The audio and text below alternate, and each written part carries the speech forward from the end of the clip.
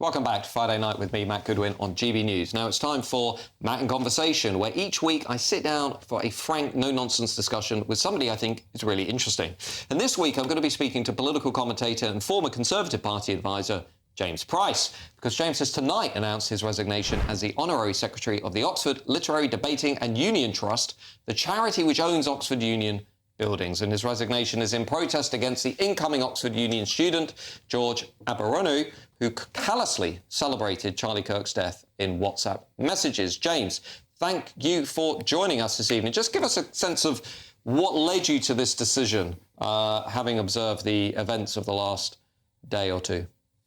Good evening. Thank you so much for having me on. I think a lot of people know about the Oxford Union, and it has this fairly unique place, actually, for the last couple of 100 years. It's over 200 years old now in British history. I think most infamously, there was a vote in the 1930s that said that this house would, under no circumstances, fight for king and country. And that was a motion that won. And it led Hitler, according to the legend, to think, well, the Brits won't fight against us. You know, the flower of British youth doesn't want to go to war. I can go and do all my dastardly things. And it's had that kind of outsized influence. People like Boris Johnson, Michael Gove, lots of other prime ministers and cabinet ministers and so on have been president of the place. And it's a very exciting chamber to get to walk into and to debate and the kind of big topics and all these sorts of things.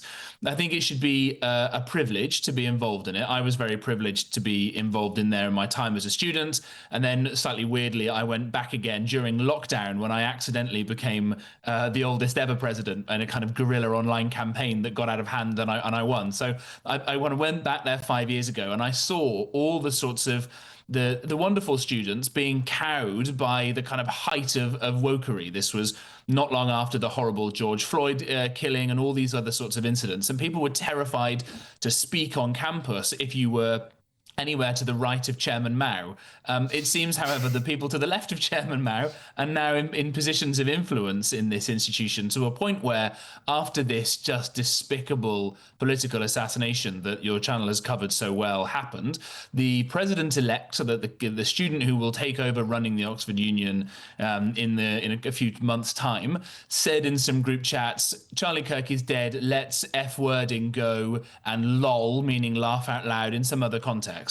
Now, he did delete these things, but not before people managed to get some screenshots of it. And in his so-called apology, this horrible little urchin said, oh, that's not who I am. But of course, Charlie Kirk did hate gay people and he did hate Palestine and did hate all of this. So it's a bit ironic, really, isn't it? Which is the worst apology I think I've ever heard. And I just think that someone like that, who's so ill-suited for the kind of privilege of being in charge of something like the Oxford Union, shouldn't be allowed to stay in post anymore. And I think that this hopefully will in some small way put some pressure on this person realizing they have to resign, or the powers that be forcing him out. Indeed. Now, James, we should say that Oxford Union has condemned the comments, but they're saying they're not going to block this chap from becoming their new president. Now, that decision, of course, has prompted anger across the country. I mean, I did have a look at this guy online, and one of the things, to be frank, that I found rather astonishing is how he got into Oxford in the first place, because his grades weren't particularly strong, and dare I say it, that perhaps diversity, equity and inclusion had something to do with this. Yeah, I've seen some of that as well. That the offer that the grades that he got, that he put on a LinkedIn page, do seem slightly suspiciously low compared to what I had to do to get in myself a long time ago. But I think that what we've got here is a set of people coming through not just the Oxford Union, but all of these sorts of wonderful old institutions across British life, who don't care about them. They don't care about that history. I told the story of the debate about Hitler. There are all sorts of fun stories of people in the 19th century involved in this, and lots of other wonderful British institutions where people have kind of got involved, not because they want to be a part of that story, not because they think it's something to live up to, but because they think it's something either they can live off, or worse, that they can use to kind of wipe their muddy boots with in order to enhance their sort of left-wing credentials. So a few terms ago, President of the Union had a debate where actually some friends of mine were involved. It was an Israel-Palestine debate. They were treated abhorrently. People were screaming abuse at them in Arabic in the chamber, and just awful anti-Semitic things happened. And this person afterwards basically went back home to Egypt and said, I've done it. I've decolonized the Oxford Union. I'm a hero. Aren't I great? And I think this is something that's happened happening across institutions, and that our old ways of doing things, of trying to play nicely in the sort of liberal framework and of saying, well, but what about free speech? Well, these sorts of rights are very important, and it's what's built our civilization. But it only really works when everybody buys into either the institutions or the rights and freedoms that underpin them. And I think that increasingly we've just got people, it doesn't matter where they come from or their colour or creed, who don't care about these things. And if we don't care about these things, we're going to lose them. And it will be very hard, if not impossible, to get them back. Indeed. Well, of course, I spent 20 years in the universities myself. I saw the creeping, the insidious spread of these ideas and these theories firsthand, and we've got to do something about it, that's for sure. James Price, thank you for joining us tonight and talking us through your important decision. Now, coming up tonight on...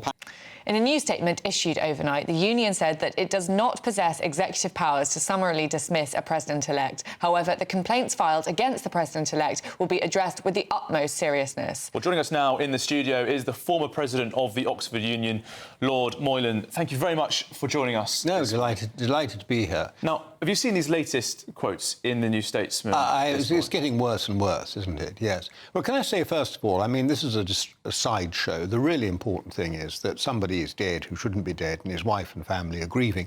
And there are victims of political violence all over the place. So, I mean, this sort of behaviour on the part of Abaraonye, if I'm pronouncing his name correctly, it only contributes to that. And I think it's disgraceful. But I've got a very narrow view on this. I'm not calling for him to be sacked from the university or kicked out or rusticated or anything like that.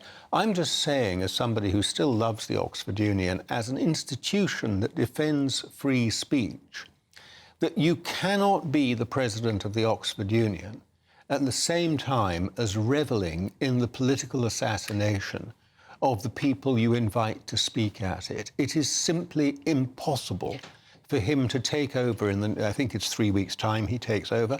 For him to take over as president of that institution, he has to resign. Could you not argue, though, that, you know, the Oxford Union does champion free speech? You can find what he said abhorrent, but he has the right to say it. And surely sacking him... I'm not disputing his right to say it. I'm just saying he can't say it and be president of an institution which invites people to come and speak freely, implicitly saying that if you don't agree with him, he'll dance on your grave if you happen to be bumped off. Absolutely not possible. It's the reputation of the union I'm concerned about here. And he can go back to his university college, he can stay there, do his studies as far as I'm concerned. But he cannot be president of the union, he has to stand down. And it's a major crisis for the Oxford Union, which is going to have to weather. The union has distanced itself from his comments, and obviously George has also issued what he's described as a self-reflection and a retraction, although some critics have said that, in fact, he's sort of doubled down on his original statements. But critics who are now resigning from the Oxford Union, including former President James Price yesterday in an open letter, they've pointed out to the fact that the particularly bleak element of those remarks seen on WhatsApp and Instagram was that he'd only just recently debated him and met him in the flesh. Yeah, I mean, it's just impossible to believe that you could be so insensitive and stupid, and also so naive as to think you put something on a private WhatsApp group and it's going to stay private. I mean, where does this kid come from? Has he never done social media before? I mean, that's never going to stay private. So he should know what he's doing, and he isn't. And he's now doubling down on it effectively, as far as I can see. His original apology was, well, I'm very sorry, I shouldn't have said it, but I was right all the time. And now at the New Statesman, he seems to be saying that and charging up on it. I think, you know, there's a danger here. He's doing this just for the notoriety. Do you think there's a bit of a risk here that there are people who won't come to debates at the Oxford Union anymore because they worry that this sort of attitude will make them unpopular there? Well, Andrew Griffiths, who's a shadow cabinet minister, has already posted to say that don't bother asking me. Again, you know, he's said, I've been asked before, but I don't bother asking me again, because I won't be coming, at least not while this... Is the problem wider than just Abaraonye, though? I mean, is it a question... There are people saying online that if you look at his credentials of being at Oxford University, he didn't get the grades that you would normally expect to get into Oxford University. Is this Oxford becoming rather left-wing in itself, perhaps the whole Oxford University becoming radicalised, or is it just a question as if this man goes, the union's fixed? I don't think his grades have anything to do with it. You know, there are some really, really stupid left-wing people who would say this, who have got brilliant grades. The grades don't make any difference to it. It's the fact is they've been inculcated with this sort of this rubbish and this hate-filled rubbish, and they think they're entitled to say these things and not apologise for them. He should have apologised swiftly, withdrawn the whole thing, and it might have blown over. But he's making it worse. Of course, this does go beyond the Oxford Union, as you're just pointing out there, that there are so many people who have adopted this mindset, and a broader mindset. I don't know what this president-elect thinks more generally, but there are concerns, aren't there, spreading across the political atmosphere that in the celebration that many people had of Charlie Kirk's assassination, that there's now a rising tide of supporting political violence on the left, far more so than we've perhaps seen for generations. I think I think everyone is concerned about it. And it's not just on the left. I mean, you have Islamist political violence, you even have right-wing political violence and so on. The difference is, I think, that the left-wing political violence is defended.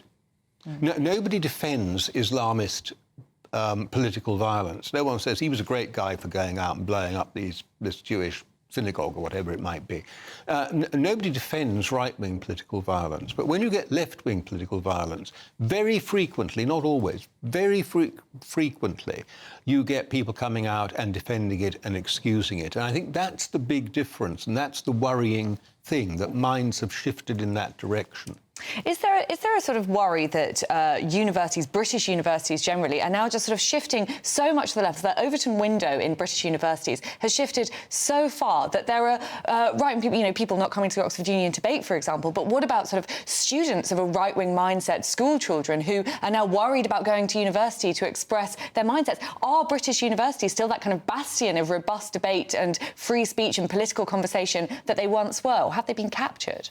Oh, I don't think they're a bastion of free speech and debate, and there are plenty of stories about both staff and, say, over the trans issue, where it's possible to have two views, shall I put it that way. But it's not possible to have two views in many university settings, especially if you're employed there. So I think that's been a problem for some time. What I think is interesting is that I think this pendulum, I'd hold on, those young people. I'd cling on. Don't give up faith yet, because I think the pendulum is starting to swing back a little bit. And I think some people in universities are realising that they've got themselves into an utterly crazy position where they've imported all this American nonsense they don't even understand half the time, and they need to start distancing themselves from it. Lord Moylan, thank you very much for your time this morning. Well, the Oxford Union has released an updated statement last night. They said that we emphasise that these are his personal views and not those of the union, nor do they represent the values of our institution. At the same time, we're deeply disturbed by and strongly condemn the racial abuse and threats that the president-elect has faced in response. The Oxford Union does not possess executive powers to summarily dismiss a president-elect. However, the complaints filed against the president-elect will be addressed with the utmost seriousness.